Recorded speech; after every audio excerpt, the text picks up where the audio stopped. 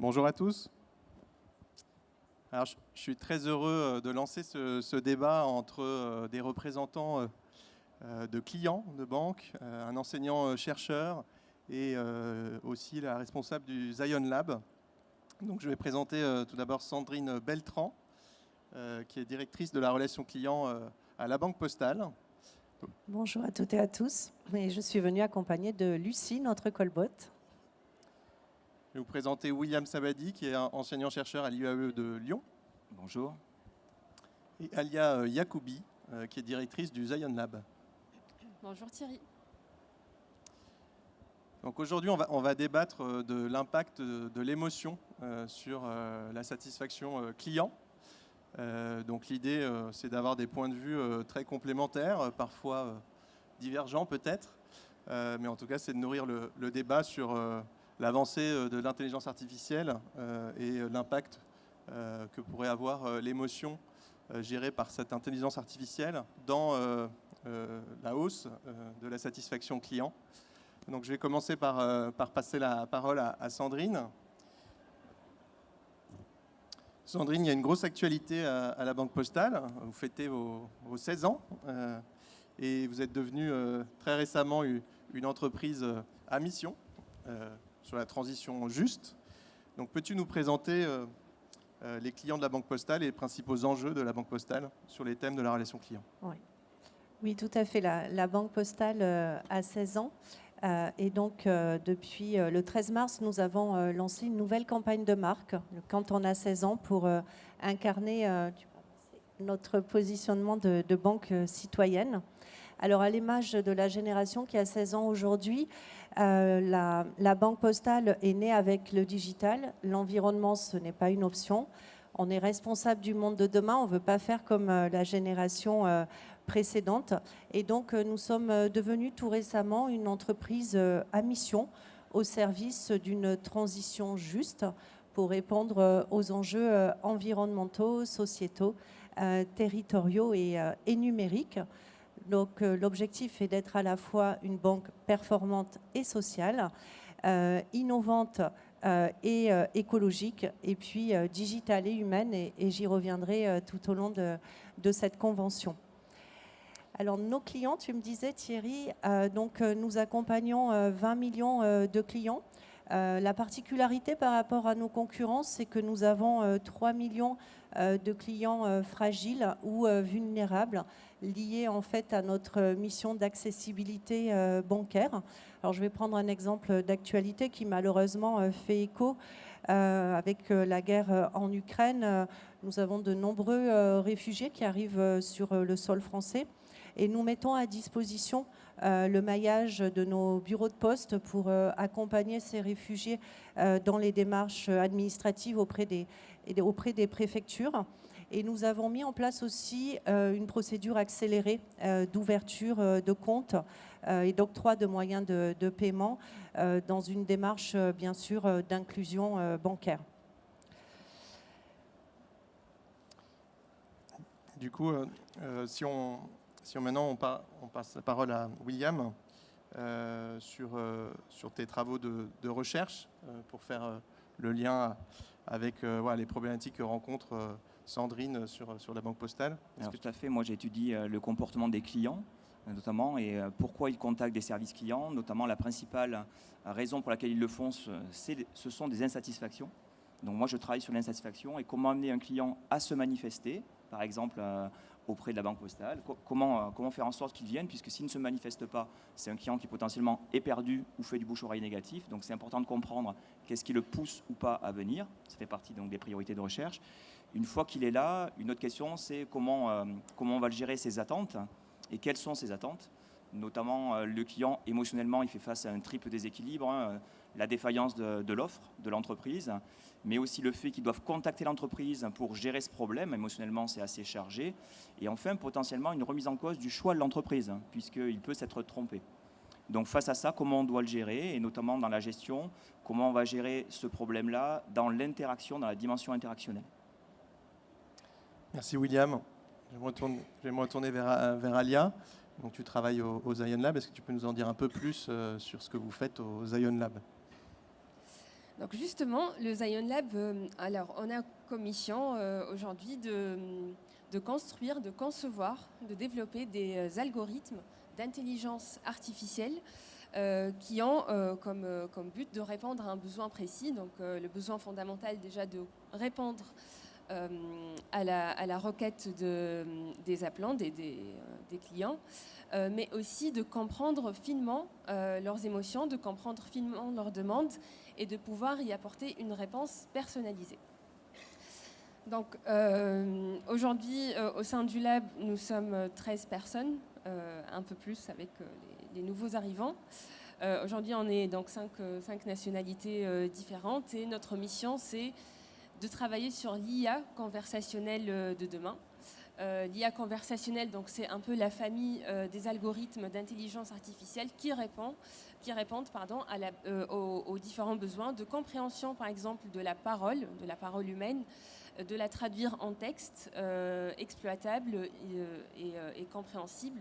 Ensuite, de classer la demande, de comprendre exactement le sens de la demande et d'y apporter une réponse via donc une voix qui s'approche de la voix humaine. Donc aujourd'hui, le Zion Lab collabore avec des laboratoires académiques. Donc on essaye de réduire un peu le gap entre le monde industriel et le monde académique, donc via des thèses chiffres. Par exemple, aujourd'hui, nous avons notre première thèse chiffre qui travaille justement sur la modélisation des émotions dans le dialogue. Et donc voilà, notre mission, c'est d'apporter les dernières avancées en intelligence artificielle pour la relation client. Merci Alia. Alors Sandrine, la Banque Postale s'est engagée très volontairement sur le déploiement du langage naturel, de l'intelligence artificielle conversationnelle, donc dans l'accueil téléphonique des clients, dans le traitement automatisé de certaines demandes simples. Peux-tu nous dire alors quel est maintenant le rôle de l'IA conversationnelle dans la gestion de votre relation client et dans votre mission citoyenne à laquelle tu faisais référence?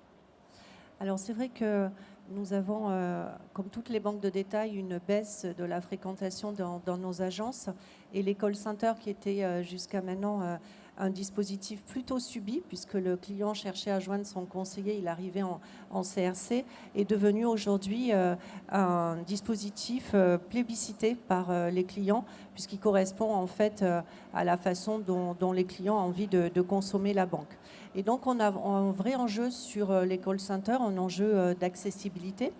À la Banque Postale, nous traitons 10 millions d'appels par an et nous avons une particularité, c'est qu'au moment du versement des prestations sociales, compte tenu du profil de nos clients, nous avons une augmentation du pic d'appel de 30%.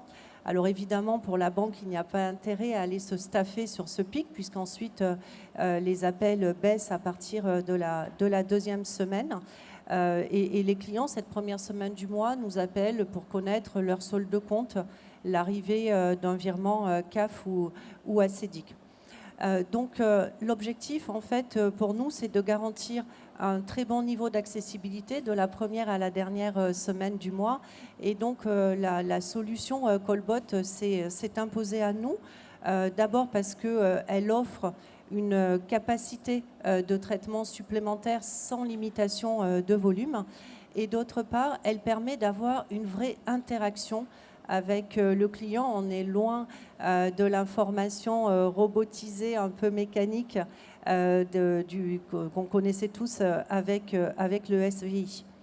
Le choix de Zion s'est imposé à nous parce que Zion était déjà présent dans le groupe La Poste, chez notre filiale 100% digital Ma French Bank, où le Welcome Bot permettait de faire de l'accueil téléphonique et de la gestion du motif d'appel. Alors à la Banque Postale, nous avions un enjeu un petit peu différent qui était en fait de confier à notre callbot, à Lucie, le traitement des motifs d'appel simples, uniquement la première semaine du mois, donc le solde de compte, l'arrivée du virement. Et du coup, nous avons utilisé la solution Zion pour traiter ces motifs d'appel. Le choix que nous avons fait, c'est d'abord brancher Zion en fait sur l'automate de consultation des comptes. Alors pourquoi ce choix? Parce que ça permettait à notre Lucie, dans une démarche d'amélioration continue, de pouvoir progresser sans la pression du client, puisque sur nos automates, le client ne s'attendait pas à tomber sur un conseiller. Donc pendant 6 mois, Lucie, elle a grandi, elle a appris des nouveaux mots, une nouvelle compréhension du besoin, ce qui fait qu'aujourd'hui, elle est fin prête pour s'attaquer au 3639 authentifié, où là, le client, lorsqu'il le compose, s'attend à avoir un humain, et donc c'est tout le niveau de complexité. Moi, je voulais souligner aussi le déploiement qui s'est fait en 6 mois grâce à l'agilité des équipes Zion, que je remercie au passage, et également à l'agilité de la solution, puisqu'elle permet de s'interfacer rapidement dans vos SI, quel que soit le niveau de complexité. Et dans les banques, c'est vrai que nous avons un legacy important, et pour autant, Lucie a été rapidement opérationnelle. Merci Sandrine.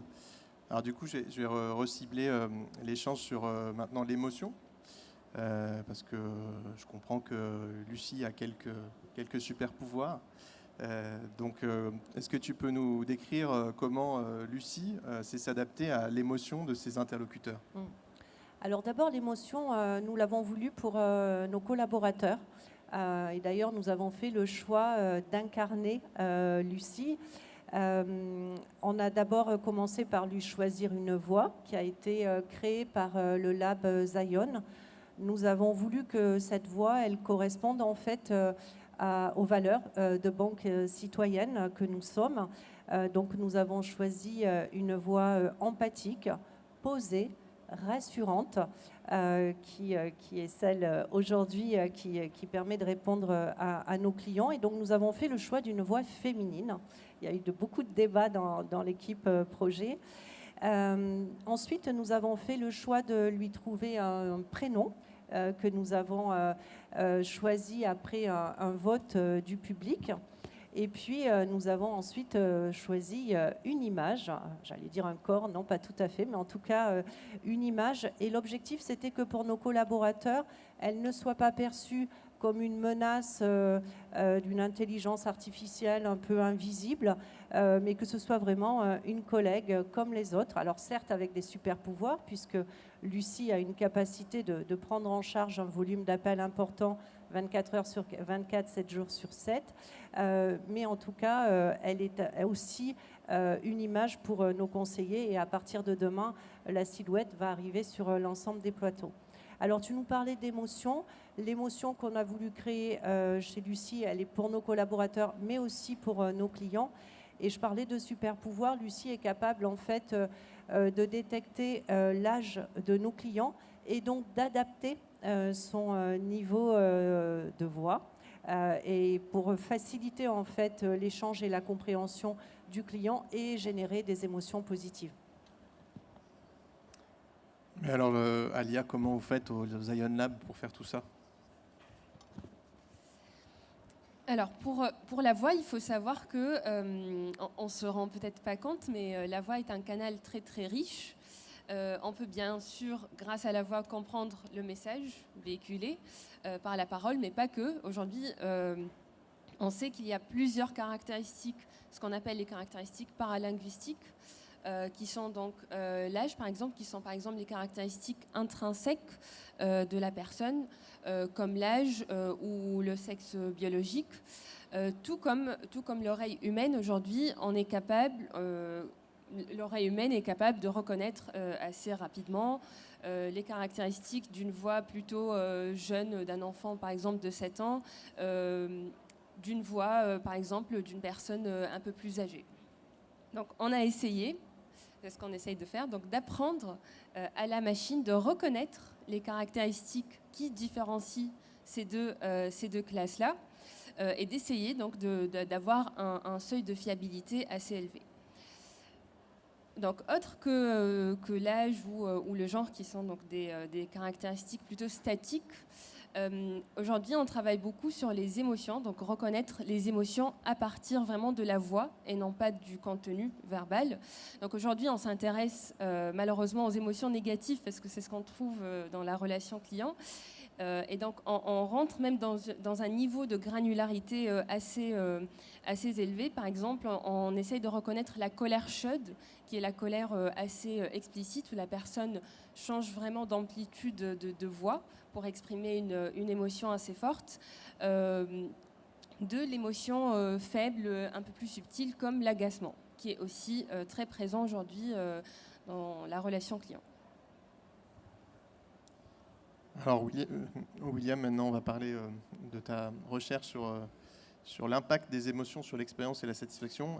Est-ce que tu peux nous détailler les résultats de ces recherches? Oui, alors évidemment, les émotions sont déterminantes de la satisfaction client, ça n'étonnera personne, mais aussi la relation dans le futur. On a clairement montré que des émotions négatives pouvaient se traduire, si elles sont mal gérées, par des comportements de vengeance et de l'infidélité. Donc très clairement, l'émotion, c'est important. C'est d'autant plus important que, comme je le disais tout à l'heure, le client, quand il arrive, il a vécu souvent une déception face au produit. Donc il va challenger l'entreprise, il va la challenger sur la gestion de son problème. Il lui confie la responsabilité de traiter ce problème, de traiter ce problème et ses émotions. Donc à partir de là, effectivement, il y a des notions d'empathie qui sont importantes, de compréhension des besoins clients, mais des besoins clients tant sur le fond que des besoins émotionnels, des besoins de réassurance. Et c'est là où l'interaction prend tout son sens, puisque dans l'interaction, il faut que le collaborateur ou le bot soit capable d'intégrer la nature de l'émotion, comment elle évolue au fil du temps, sachant qu'il y a des émotions, comme le disait Alia, qui sont des émotions comme la colère chaude, des émotions qui sont assez destructrices, c'est-à-dire qui vont s'accompagner de comportements agressifs, vengeurs. On est là pour rééquilibrer la justice quelque part. Il y a des émotions qui sont plutôt plus froides, ou en tout cas moins négatives, qui sont plutôt constructives, telles que, alors constructives quand je veux dire le regret ou l'anxiété, c'est évidemment pas très constructif, mais le collaborateur peut construire la relation sur ça bien plus facilement. Donc l'idée, c'est repérer ses émotions et construire à partir d'elles.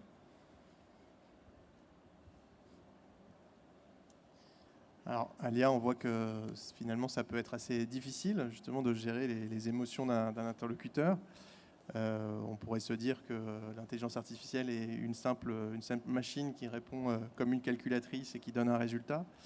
Est-ce que tu peux nous dire quelle est la différence entre une vraie intelligence artificielle et une simple calculatrice?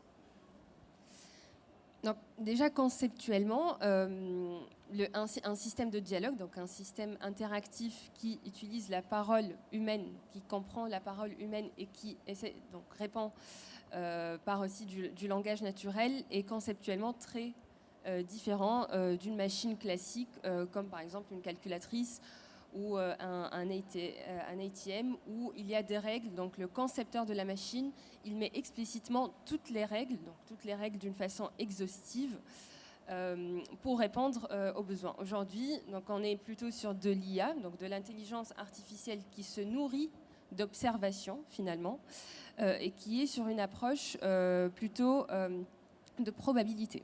Donc qui dit probabilité dit incertitude finalement. Donc oui, aujourd'hui, nos IA sont toutes sujettes à l'erreur et sont toutes sujettes à une certaine incertitude. Mais aussi, ça peut jouer en sa faveur. Pourquoi? Parce qu'aujourd'hui, quand on parle aussi avec un humain, on sait aussi qu'un humain est sujet à l'erreur. Et donc une IA s'approche finalement d'un humain. Donc voilà, il y a un shift d'acceptabilité aujourd'hui. On accepte, on le voit aujourd'hui. Des fois, je regarde un peu les transcriptions de nos callbots qui sont en production et je vois des comportements assez étonnants où la personne remercie chaudement le callbot ou fait part de son émotion, fait part d'un ressenti qui est très intime, finalement très intime. Donc aujourd'hui, on voit que l'acceptabilité change. Aujourd'hui, on n'est pas en train de faire utiliser une calculatrice, mais plutôt parler, interagir avec une machine. D'où l'importance à mon avis, mais aussi je pense qu'on partage cet avis, l'importance des émotions. Aujourd'hui, on est déjà sur de la parole qui est une caractéristique assez humaine finalement, et le fait de ne pas comprendre les émotions ou de ne pas tenir compte des émotions peut paraître étrange, voire perturbant.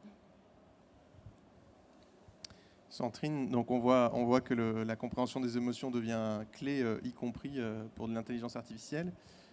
Donc Lucie, qui a été lancée il y a quelques mois, crée déjà de l'émotion positive parce que la satisfaction client est très élevée sur les utilisateurs de Lucie. Mais donc si demain Lucie était capable de gérer d'autres émotions, de nouvelles émotions, je ne sais pas, la colère, la joie, l'inquiétude, l'angoisse, lesquelles te sembleraient les plus utiles et pourquoi? Alors d'abord, tu as raison, il faut souligner le très haut taux de satisfaction, puisque nous testons en fait la satisfaction de nos clients à chaque interaction avec Lucie. Et aujourd'hui, 89% des clients qui ont interagi avec Lucie sont satisfaits de l'échange, donc c'est déjà un très bon taux. Demain, en fait, Lucie pourrait nous aider davantage, toujours dans notre mission de banque citoyenne, parce que derrière, en fait, un motif aussi simple que le solde de compte peut se cacher des situations très hétérogènes. Me vient en mémoire une double écoute que j'ai faite sur un de nos plateaux un vendredi soir, où une cliente nous demandait l'arrivée en fait de son virement à Cédic, et elle était très angoissée parce qu'elle ne savait pas comment elle allait passer le week-end avec ses enfants. Et donc là, ma conviction, alors peut-être que les recherches de William nous diront le contraire, mais je pense qu'on atteint en fait la limite du bot dans des émotions très fortes, dans des angoisses. La gestion de ces émotions-là me semble être encore, je ne sais pas pour combien de temps, mais l'apanage de l'humain. Et tout l'enjeu, c'est la complémentarité en fait entre le bot, Lucie, et nos conseillers. Et ce qu'on aimerait, c'est que Lucie puisse très tôt, en amont de l'interaction, de pouvoir détecter l'émotion de notre client, notamment cet état de stress, d'angoisse, pour pouvoir le router directement vers un de nos conseillers, afin qu'il puisse avoir une prise en charge beaucoup plus empathique. Et dans le même état d'esprit, le fait de pouvoir détecter très tôt la colère dont tu parlais, qui fait que le client risque de s'agacer dans une interaction avec un bot, nous permettrait là aussi de pouvoir capitaliser sur l'intelligence émotionnelle de nos conseillers et pouvoir transformer cette émotion négative en émotion neutre et pourquoi pas positive. C'est quand même l'enjeu de tous les conseillers en service relations clients. Merci. Donc William, on voit que voilà, la gestion des émotions est clé pour un acteur comme la Banque Postale. Mais j'imagine que ce n'est pas le seul en tout cas. Mais donc à quoi ça servirait d'avoir ces informations collectées sur les différentes émotions? On va supposer qu'on est capable de les collecter. D'après tes recherches, comment bien les utiliser? Alors déjà, évidemment, ça sert à s'adapter, mais derrière, ça renvoie quand même à une sorte de paradoxe par rapport aux attentes clients. Puisqu'un client face à un bot, si on le voit comme une calculatrice, naturellement, vous attendez à ce que le bot ne se trompe pas. Donc on n'accorde pas un droit à l'erreur au bot, assez naturellement. Et le paradoxe, c'est que plus ce bot est intelligent, plus on l'affiche. Par exemple, certaines entreprises n'appellent pas leur bot Lucie, mais vont l'appeler Génie, afficher son QI, par exemple. Et plus on ancre le client dans le fait que le bot ne peut pas se tromper. Alors là, on est sur le fond de la gestion du problème, mais avec les solutions de Zion, on va retrouver cette question sur les émotions.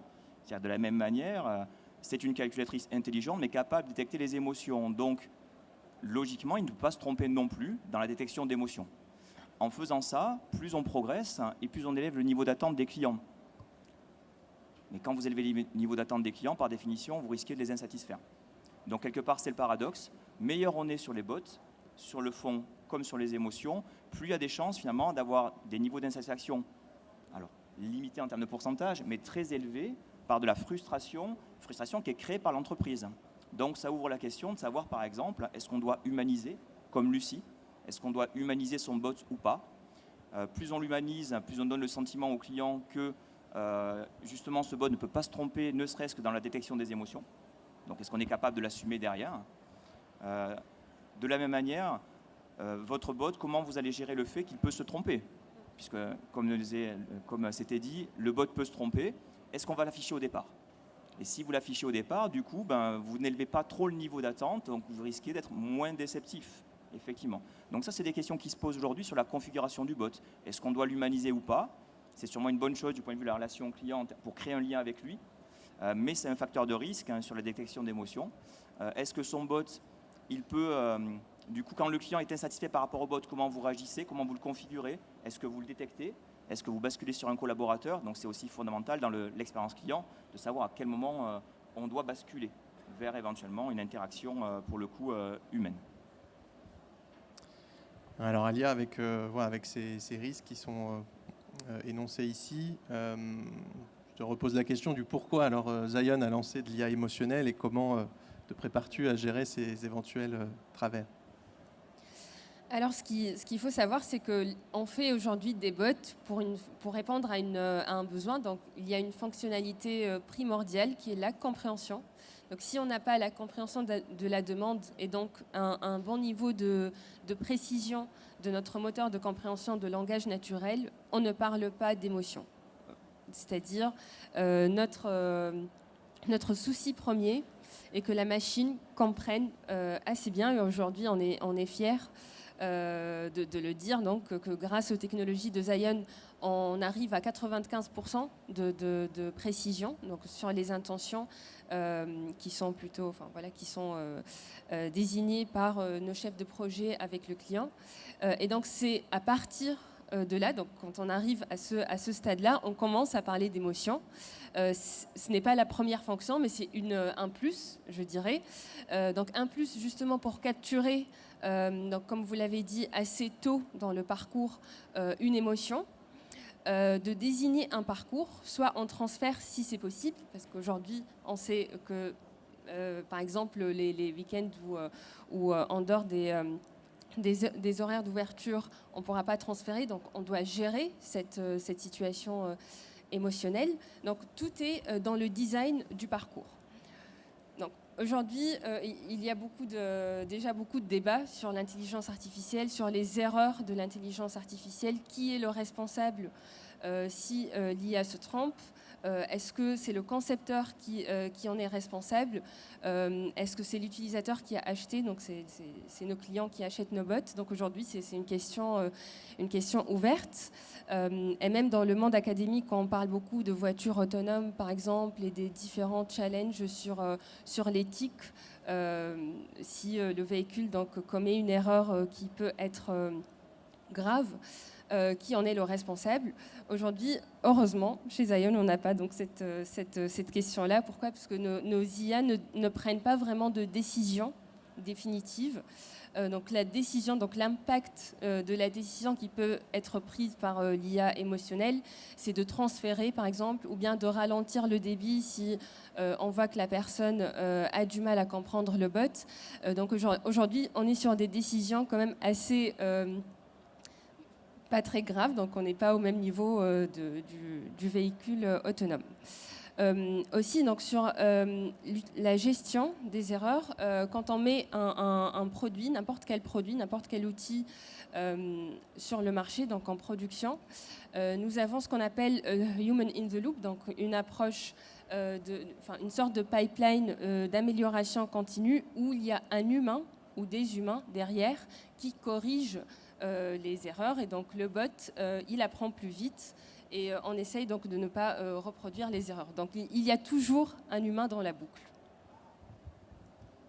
Et du coup, comment tu gères cette erreur si elle est détectée, et quels sont un peu les capteurs de ces erreurs? Alors, comme on est sur une conversation, très souvent on a plusieurs tours de parole. Donc la décision, par exemple, sur les émotions, ici on remarque par exemple une émotion, ou bien sur l'âge, est calculée sur les différents types tours de parole. Et donc si l'IA se trompe sur un tour de parole, il est possible de revenir en arrière, c'est-à-dire dans le tour de parole d'après, on remarque que en fait, la personne n'est pas âgée, mais plutôt, plutôt il y a un problème de signal téléphonique, par exemple. Et donc, on remet le débit. Donc, si on a changé le débit, on le remet. Et très souvent, c'est subtil, donc c'est pas vraiment imperceptible par l'interlocuteur. Alors maintenant, si on essaie d'ouvrir voilà, pour avoir une conclusion plutôt ouverte sur voilà, l'avenir de ces solutions, à votre avis, quelle serait, je vous pose la question à vous trois, et, voilà, on peut commencer par Sandrine, quelle serait la place des bots dans la relation client du futur? Alors c'est vrai qu'aujourd'hui, Lucie traite les motifs simples au niveau bancaire et demain, l'évolution que l'on voit, elle est autour du concept de conseiller augmenté.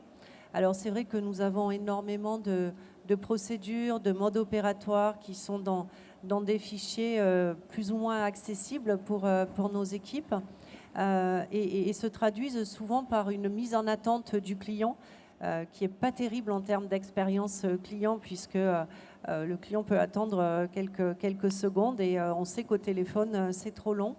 Et donc nous voudrions utiliser l'IA pour aider nos conseillers à accéder plus facilement à l'information et donc fluidifier finalement l'interaction avec nos clients. Ça c'est un point important qu'on voudrait avoir. Et puis ça peut aussi servir le business. Je prends un exemple, un conseiller qui va faire un rebond commercial et dont le client oppose la qualité de l'offre qu'il détient chez un de nos concurrents.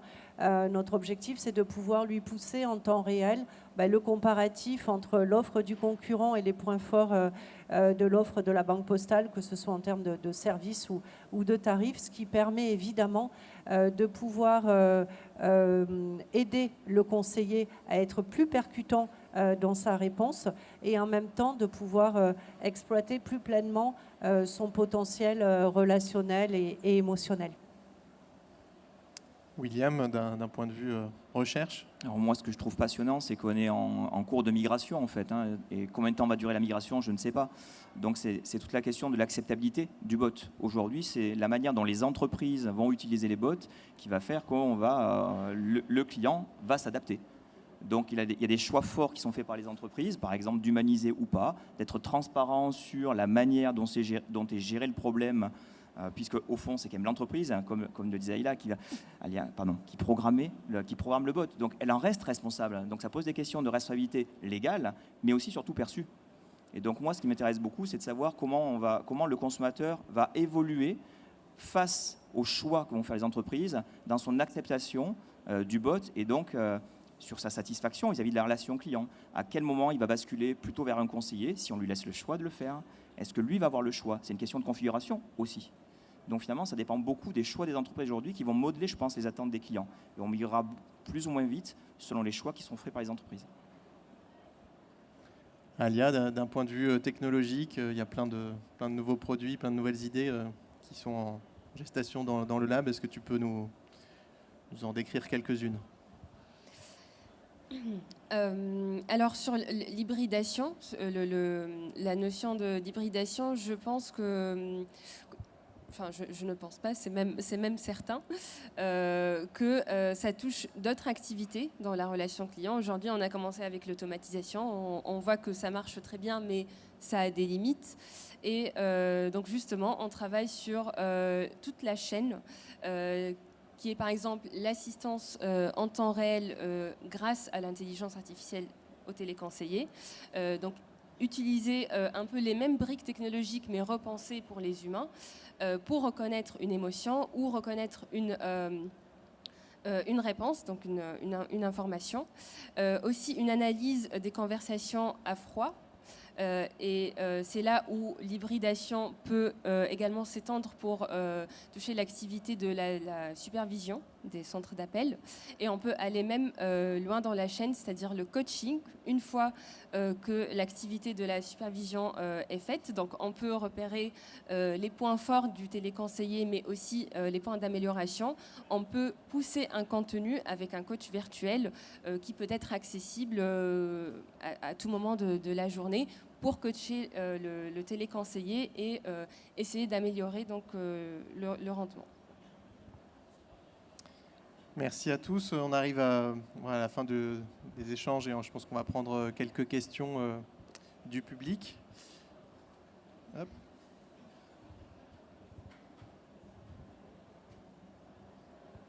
Oui.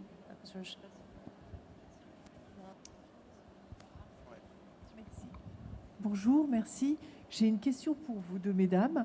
Quand vous disiez que vous pouviez revenir en arrière parce que ce n'était pas l'âge de la personne qui était bien calculé, mais un problème de signal téléphonique, comment vous avez fait ça? C'est couplé à votre CRM et vous vérifiez que ce n'est pas le bon âge de votre client ou vous le faites autrement? Donc, l'exemple que j'ai donné, c'est que si sur le premier tour de parole, donc si la personne donc prononce sa première phrase, on la catégorise par exemple comme étant une personne entre 50 et 60 ans, et qu'au deuxième tour de parole, on se rend compte qu'elle est plutôt entre 20 et 30, c'est possible donc de revenir en arrière. D'accord. Et une dernière question pour le sondage post-appel, pour les interactions avec Lucie. Vous lui posez des questions sur la satisfaction globale ou sur l'utilisation de Lucie précisément?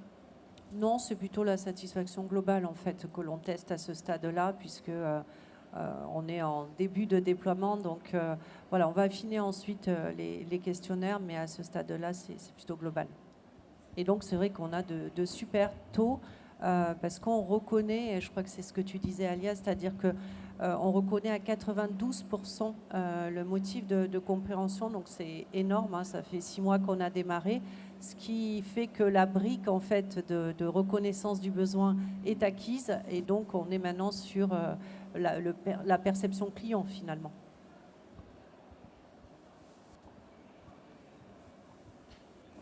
Oui, monsieur. Oui, bonjour. Moi, je voudrais. Ma première question, ce serait est-ce qu'il n'y a pas une différence ou un gap entre une émotion d'un client par rapport à une discussion normale avec son conseiller et avec son bot, avec un bot? Donc, est-ce qu'il n'y a pas une différence en fait? Vous mesurez une émotion, mais une émotion qui va avec un bot, pas avec une réelle personne. Comment vous allez rétrécir ce gap-là? Ça, c'est la première question. Pour la Poste, comment vous mesurez le taux d'insatisfaction? Est-ce que c'est seulement sur un sondage?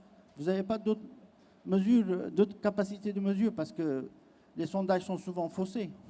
Alors, oui et non, parce que là, c'est juste je te laisse peut-être répondre sur...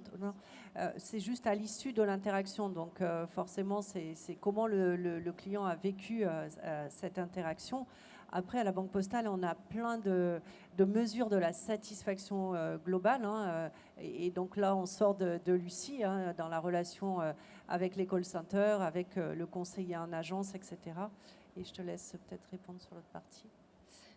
Merci pour votre question. Donc, oui, il y a une grande différence entre les émotions qu'on exprime envers un humain et une émotion qu'on exprime envers un bot. Et étonnamment, on exprime beaucoup plus avec un bot, on a beaucoup moins d'inhibition. Et c'est dû justement aux normes sociales. Donc on se dit inconsciemment que le bot ne va pas nous juger si on élève notre voix ou si on commence à insulter par exemple le bot. Donc aujourd'hui, nous avons deux algorithmes différents. Donc on n'a pas les mêmes technologies qui sont déployées donc, pour analyser les conversations humaines et donc celle qui est déployée pour analyser les comportements donc, avec le bot. Donc, et c'est comme ça qu'on a remarqué, donc c'est avec cette approche-là qu'on a remarqué qu'il y a une grande différence. Un deuxième point, donc quand on parle avec un bot, on peut exprimer une émotion qui peut être dirigée justement vers le bot, parce que par exemple, il y a un problème de compréhension, ou bien qui peut être dirigée vers le service ou le produit, donc notre motif d'appel. Et c'est pour ça qu'on restitue l'information sous forme de dashboard à nos clients pour qu'on puisse analyser, donc faire des corrélations finalement entre les émotions négatives. Est-ce qu'il s'agit d'une émotion négative qui est corrélé à une incompréhension, donc à un parcours à optimiser, ou bien il y a vraiment un problème avec un service en particulier ou bien un produit en particulier. J'espère que j'ai répondu. Et c'est vrai que du coup, le dashboard qui permet de regarder les motifs d'insatisfaction est aussi utile pour nous ensuite, parce que ça permet de s'améliorer toujours dans une démarche d'amélioration continue. Et oui, si je peux me permettre, en complément, comme vous le disiez, l'analyse des émotions, des conversations, du coup, permet d'éviter tous les biais d'enquête. Toutes les enquêtes de satisfaction post, voilà, combien de clients vont répondre, sont-ils sincères, etc. Là, si l'analyse est correcte, on a une analyse en direct et exhaustive. Donc c'est bien plus puissant. J'ai noté une question qui est arrivée électroniquement. Quelle formation pour un conseiller qui reprend un client derrière un bot ? Alors on va faire toute une conduite du changement, hein, et c'est pour ça qu'on a fait ce choix, nous, d'incarner Lucie, puisqu'on va expliquer que Lucie, elle vient en aide aux conseillers uniquement la première semaine du mois et uniquement sur des appels simples. L'idée étant dans la conduite du changement, d'insister sur cette complémentarité, c'est-à-dire que Lucie nous permet d'avoir un niveau d'accessibilité sur l'ensemble des plages horaires. Et donc, l'objectif, c'est que nos conseillers puissent savoir que déjà, il y a eu un traitement au préalable par le bot et que d'autre part, on est dans un cas où Lucie soit n'a pas su répondre sur le fond, soit le conseiller a voulu avoir un transfert sur un humain parce que nous, encore une fois, on fait le pari de l'humain. C'est pas parce qu'on fait le choix de l'intelligence artificielle qu'on estime que l'apport de nos conseillers est moindre. Au contraire, et donc lorsque nos conseillers reprendront un appel suite à une interaction avec le callbot, on sait que c'est un appel sur lequel le relationnel et donc l'émotion va être plus forte. Alors, dans le même thème, il y a une autre question qui est est-ce que certains de tes conseillers ont des incompréhensions sur cette transition digitale qui s'annonce ? Alors, pas encore, mais c'est vrai qu'on a été très vigilants sur travailler la communication parce que très vite, on a ce biais, alors on parle des collaborateurs, mais aussi des partenaires sociaux, où l'intelligence artificielle peut être perçue comme une menace à l'emploi. Nous, l'angle qu'on a eu, c'est d'expliquer qu'aujourd'hui, ces appels de début de mois, on ne les traite pas. Et donc, on n'en traite pas en tout cas la totalité. Et donc, on a un taux d'accessibilité qui est plus faible. Et Lucie, elle vient en support, en appui des conseillers pour nous permettre d'avoir le bon taux d'accessibilité. Donc, ce n'est pas une concurrence, c'est une collègue comme une autre, sauf qu'elle a, comme je le disais, de super pouvoirs.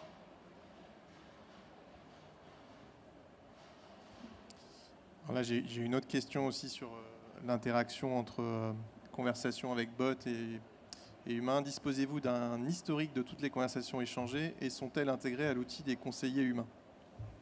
Alors c'est vrai qu'il y a le dashboard Zion qui est top parce qu'il permet d'avoir l'ensemble de la vision des interactions, voir le moment où le décrochage se fait. Et donc c'est à partir de là où on va travailler, comme je le disais, l'amélioration continue. Et puis c'est l'étape qui est devant nous, puisque nous en mai on va brancher Lucie sur le 3639. Donc pour la première fois en fait, le client va être dans l'optique où il s'attendait à un humain et il tombe sur un bot. Et donc on va aussi apprendre à nos conseillers à reprendre ces appels, à les former. Et ça mettra aussi en avant cette complémentarité. C'est-à-dire qu'elle a certes des super pouvoirs, mais il y a des moments où elle n'arrive pas à répondre à nos clients. Et donc le conseiller retrouve toute sa grandeur dans ces moments-là. Alors, j'affiche une question un peu plus technique. Alors on me dit on parle de décrocher 100% des appels, mais y a-t-il des limites de flux ? Le 100%, jusqu'où va-t-il ? Alors aujourd'hui, on n'a pas du tout de limite. Voilà, j'espère que j'ai répondu. C'est un des gros points forts, hein, effectivement, sur les call centers, parce que quel que soit le staffing que l'on peut avoir, il arrive des moments où on n'a pas assez de conseillers pour répondre au flux. Et l'avantage d'un callbot, c'est qu'il peut être débranché aussi, c'est-à-dire quand on n'en a pas besoin, on a nos conseillers qui font le taf, et puis à des moments, il y a des pics d'appels. Et ça arrive tout le temps dans les services clients, soit pour nous de façon structurelle en début de mois, mais ça arrive aussi en cas d'incident sur l'app, le site internet, où on a effectivement beaucoup d'appels. Et donc là, le bot joue toute sa capacité. Oui, c'est Gérard Chollet, je suis chercheur CNRS et conseiller chez Zion. J'ai une question au sujet de la capacité de Lucie à reconnaître l'identité de l'appelant, parce que pour la banque postale, ça serait quand même utile de savoir qui appelle et de vérifier cette identité. Alors, on le sait en amont parce que nous, en fait, tous nos clients arrivent en mode authentifié. Ils doivent saisir leur code client et leur identifiant et leur mot de passe. Et donc, c'est couplé avec notre outil de CRM. Donc, nous, on est capable, en fait, là, pour le coup, sans Zion, d'avoir l'identité de tous nos clients. Mais c'est vrai que ça pourra être intéressant aussi. On a parlé de l'âge, mais on a aussi beaucoup de nos clients qui maîtrisent mal le français. Et donc, là aussi, pouvoir, dans l'interaction, détecter une problématique au niveau du langage peut nous aider aussi dans la connaissance client pour pouvoir également aller plus vite sur un humain. Et d'adapter la synthèse, en fait. Exactement, d'avoir une syntaxe beaucoup plus simple, voire carrément d'aller tout de suite sur l'humain parce que le bot n'est pas la bonne solution.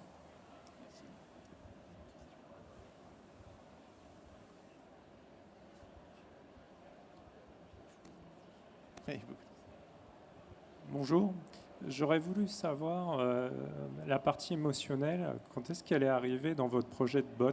C'est-à-dire au départ, comme a dit la personne du lab, vous avez plutôt travaillé sur la partie NLU. Et du coup, quand est-ce que vous avez ressenti le besoin de rajouter la partie émotionnelle dans vos parcours?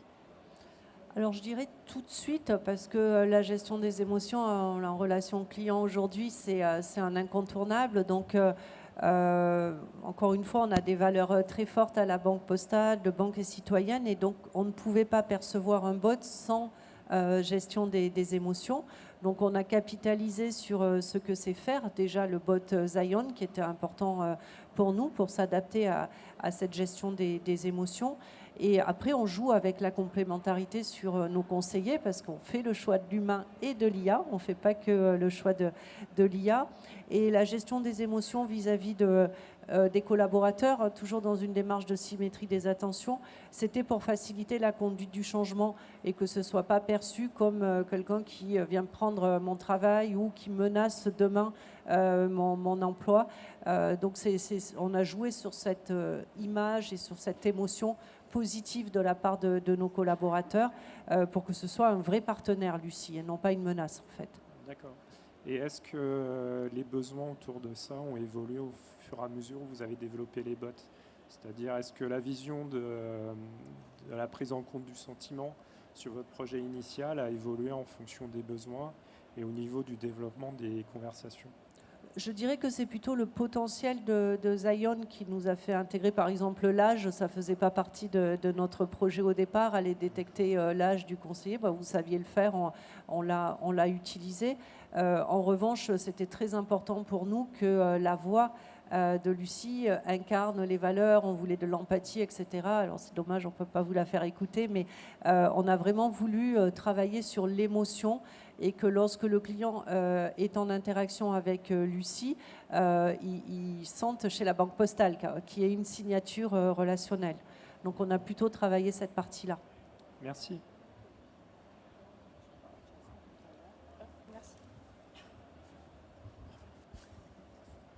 Bonjour, merci. Une petite question concernant la gestion des émotions. Donc, effectivement, le fait de pouvoir les identifier, c'est très bien. Par contre, quels sont les leviers pour pouvoir traiter justement ces émotions? Vous parlez par exemple de l'âge de la personne. Du coup, vous adaptez, on va dire, le débit de parole. Quels sont les autres moyens que vous employez pour traiter tout ça? Merci pour votre question. Alors, les possibilités, il y a plusieurs possibilités. Ça dépend de l'émotion et ça dépend aussi de la stratégie conversationnelle de nos clients. L'idée, c'est déjà de bien détecter de quelle émotion il s'agit. Est-ce qu'il s'agit d'une colère chaude qui peut représenter, donc, comme a dit William, une menace par exemple, de quitter, enfin, de raccrocher ou de perdre le client, ou bien il s'agit d'un agacement parce que la personne, elle a appelé plusieurs fois dans la journée. Donc on essaie de détecter. Ensuite, il y a le parcours conversationnel qui peut s'adapter à cette réponse-là, où on peut changer même le discours de notre bot, donc ajouter des parties empathiques. Aujourd'hui, on l'a fait dans le cas d'une assistance, donc, où par exemple il peut y avoir des pannes ou des accidents de voiture, donc des situations émotionnellement riches et assez délicates. Donc l'idée, c'est que le bot exprime explicitement, donc verbalement, voilà, une réaction assez empathique. Désolé pour ce qui vous arrive. On va essayer de trouver une solution assez rapidement. Donc, essayez d'avoir un discours plutôt rassurant. Pour aussi compléter ces éléments, donc il y a l'adaptation du discours. Il peut y avoir aussi l'adaptation des règles de routage. Imaginez que vous venez de recruter un conseiller. C'est son premier jour. Vous lui envoyez un appel où la personne a juste dit qu'il avait une question sur la consultation de ses soldes, mais il est déjà très en colère. Ce serait pas très sympa de lui envoyer cet appel pour son premier jour. Donc après, il y a toutes les règles de routage aussi qui peuvent être adaptées. Et c'est des sujets sur lesquels chez Zion, on réfléchit avec nos clients en termes de déploiement de cas d'usage. Merci.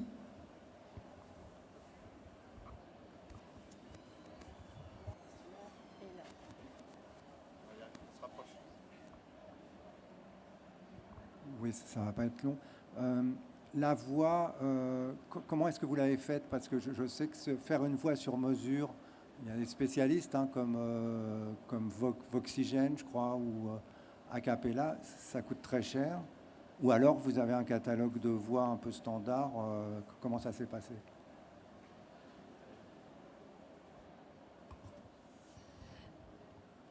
Alors généralement, la voix est choisie donc par nos clients. Donc on leur fait écouter plusieurs voix. Et au sein du lab, on a une expertise sur la partie voice design, sur comment prononcer certains mots, sur l'intonation, comment ajouter de la prosodie dans la voix. Mais on a un catalogue aussi qui inclut aussi des voix de Voxygène par exemple, ou de Acapella aussi. Donc on travaille aussi avec des solutions tierces. Et on essaye donc de faire écouter les voix donc, à nos clients et on choisit en fonction.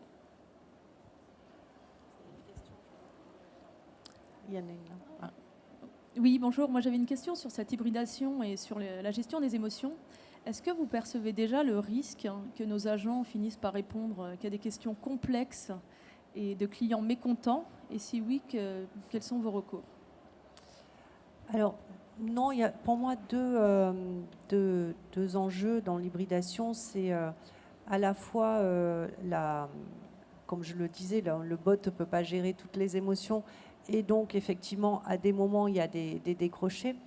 Mais ce qu'il faut voir, c'est un amont. C'est-à-dire que le fait de pouvoir confier au bot des motifs simples, où finalement, le conseiller, si on prend un peu de recul, a peu de valeur ajoutée. Aller répondre à une question de solde de compte, sauf situation dramatique dont je parlais, ça reste des motifs assez standards. Et donc, ça nous permet de valoriser davantage le métier parce que le conseiller prend en charge des appels à plus fort enjeu, que ce soit technique, business, avec des opportunités de rebond commercial, etc., ou relationnel. Donc, moi, la perception que j'ai, c'est que ça valorise plutôt le métier du conseiller, plutôt que de lui faire, par exemple, les premiers jours du mois, répondre uniquement à des motifs de solde de compte, ou quand le conseiller enlève son casque à la fin de la journée, il a l'impression, lui, d'avoir été un peu un robot, en fait, et de ne pas avoir pu pleinement utiliser son potentiel. Donc, moi, je pense qu'au contraire, c'est une richesse.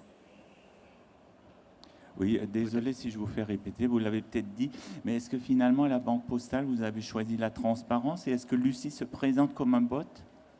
Alors oui, elle se présente comme un bot, tout à fait. On ne fait pas semblant. Enfin, c'est compliqué très rapidement si on ne dit pas la vérité. Oui, oui. Pas le droit. Oui, moi, depuis tout à l'heure, je me posais la question, en fait, comment l'intelligence artificielle, en fait, elle mesure l'émotion? Comment elle la mesure?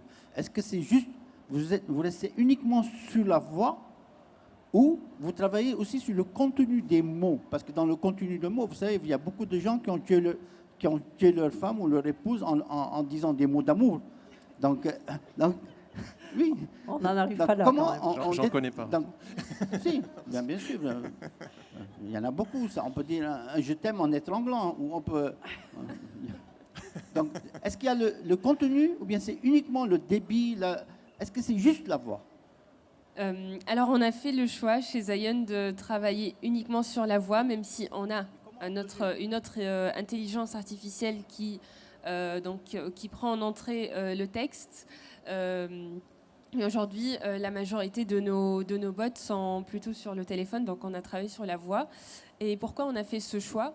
Parce que bon, il y a aussi le contenu verbal quand on parle, donc on aurait pu aussi travailler sur le contenu verbal. Mais aujourd'hui, si on regarde nos conversations avec le bot, généralement, elles sont pas très riches verbalement. Il n'y a pas vraiment de contenu riche. Il y a beaucoup de oui, de non, de références alphanumériques, donc des informations qui ne sont pas émotionnellement pertinentes pour nous. Donc on a travaillé sur la voix, donc comment techniquement on a eu toute une équipe qui est experte en la reconnaissance des émotions dans la voix, donc on a annoté, on a travaillé sur un corpus qui est propre à Zion, un corpus d'émotions dans la relation client qui est aussi sur le signal téléphonique. Donc on prend en compte aussi les contraintes liées à la téléphonie. Et donc l'idée, c'est de repérer les données où on a des oui et des non et des phrases très courtes, mais on peut détecter une émotion assez forte. Et donc l'IA apprend sur ces données-là qui sont de qualité, donc qui sont annotées par un groupe d'experts en interne, et essaye de classifier, donc de classer les waves, donc les audios, dans une classe émotionnelle ou bien une classe neutre s'il n'y a pas d'émotion. J'espère que j'ai répondu. Bonjour. Vous parliez de difficultés tout à l'heure à comprendre éventuellement un appelant et donc à basculer directement sur un humain. Est-ce que votre bot arrive à détecter des accents, la langue maternelle éventuellement de la personne, et puis diriger directement sur une conversation en anglais, en portugais, en arabe? Alors techniquement oui. On peut reconnaître des accents ou bien juste un accent étranger.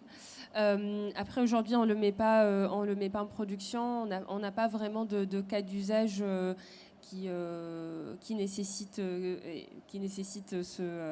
ce besoin-là. Et puis même, je pense, il y a des questions éthiques quand on prend en considération. Donc, on n'a pas développé une IA qui détecte les accents, mais voilà, techniquement, c'est possible.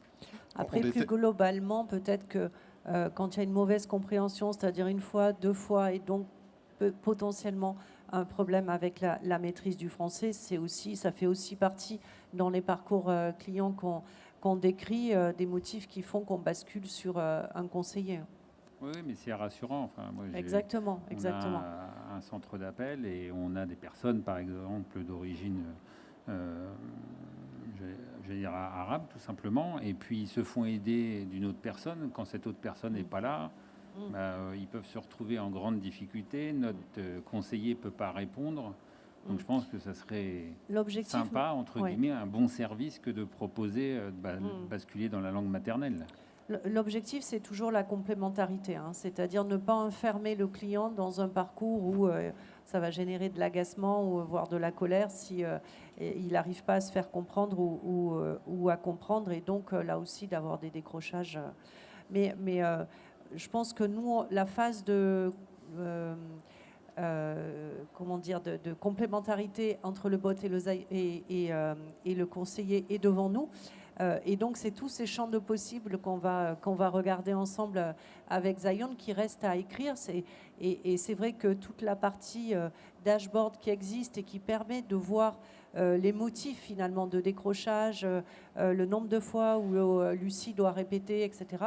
On va étudier tout ça et puis adapter. Et c'est ça toute la force en fait de l'intelligence artificielle, de pouvoir adapter nos parcours, toujours dans une démarche de satisfaction client et de résolution au premier contact. Parce que quand le client raccroche, il ne faut pas que ce soit parce qu'il en a marre d'être avec Lucie et de ne pas se comprendre, mais parce qu'on a répondu à sa demande en fait.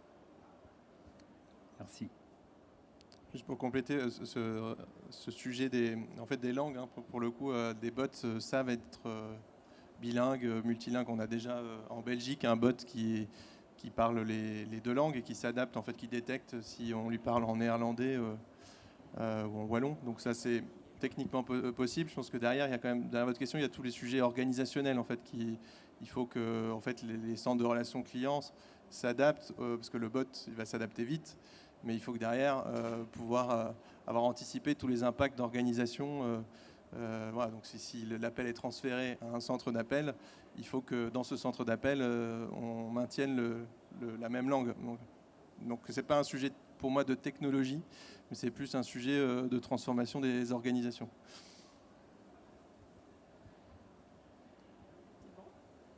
Très bien. Merci à toutes et à tous. Merci. Merci.